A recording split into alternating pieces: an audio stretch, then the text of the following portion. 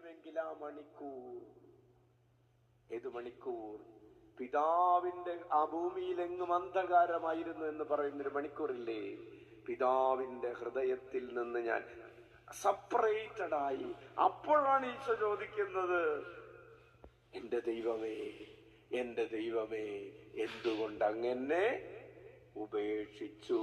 ദൈവം എന്നെ ഉപേക്ഷിച്ചിരിക്കുന്നു, എന്നെ ഉപേക്ഷിച്ച് എന്നെ ഡൈവോഴ്സ് ചെയ്തിരിക്കുന്നു, എന്നെ മുറിച്ചു മാറ്റിയിരിക്കുന്നു എന്ന് ഒരു മനുഷ്യന് ഫീല് ചെയ്യുന്ന ആ സമയം, പ്രത്യേകിച്ച് പിതാവും പുത്രനും അത്രമാത്രം ചങ്കോട് ചങ്ക് സ്നേഹിച്ചുകൊണ്ടിരിക്കുന്നവര് ഇങ്ങനെ അകറ്റപ്പെടുന്ന ആ മണിക്കൂർ, ശരിക്കും പാപത്തിന്റെ ഫലമെന്ന് പറയുന്നത് ഈ സെപ്പറേഷനാണ്.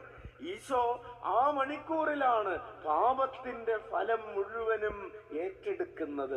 നമ്മള് ദൈവീക ജീവനിൽ നിന്ന് അകറ്റപ്പെടാതിരിക്കാൻ വേണ്ടി ഈശോ ആ പാപത്തിന്റെ ഫലമായിട്ടുള്ള ആ മുറിച്ചു മാറ്റപ്പെടുന്ന അവസ്ഥയിലൂടെ കടന്നുപോയി. ഈശോ കണ്ണീരോടെ പ്രാർത്ഥിച്ചു, പിതാവേ, എന്നെ നിന്നിൽ നിന്ന് മുറിച്ചു മാറ്റരുതേ. ഈശോ കരഞ്ഞത് എന്തിനു വേണ്ടിയാണ്? പിതാവിൽ നിന്ന് മുറിച്ചു മാറ്റപ്പെടാതിരിക്കാൻ. അച്ഛൻ ചോദിക്കട്ടെ, നമ്മുടെ കണ്ണീരുകൾ ദൈവത്തിൽ നിന്ന് മുറിച്ചു മാറ്റപ്പെടാതിരിക്കാൻ വേണ്ടിയുള്ള കരച്ചിലുകളാണോ? ഓരോ പാപവും നമ്മെ ദൈവത്തിൽ നിന്ന് അകറ്റുകയാണ്. ദൈവമേ, ഒരു പാപം കൊണ്ട് പോലും ഞാൻ നിന്നിൽ നിന്ന് അകന്നു പോകാതിരിക്കട്ടെ എന്നുള്ള കരച്ചിലാണോ നമ്മുടെ കരച്ചിൽ? അങ്ങനെയാണ് നമ്മൾ കരയുന്നതെങ്കിൽ,